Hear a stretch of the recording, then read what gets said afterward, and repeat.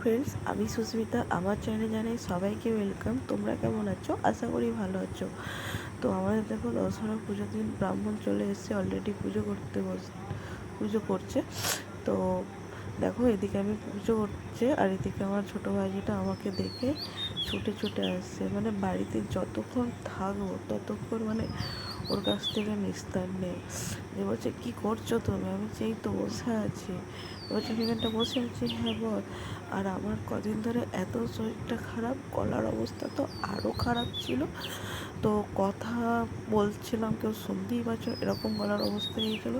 আর এদিকে ব্রাহ্মণের পুজো হয়ে গেছে। তো আমাদের মানে দশহরার দিন অ্যাকচুয়ালিও তোমার সব খেতে পায়, রান্নার ঝামেলা আছে আড়ালের মতন। তো মা আসছে, আমার শরীরটা এত পরিমাণে খারাপ, আমি তো কিছু করতে পারবো না।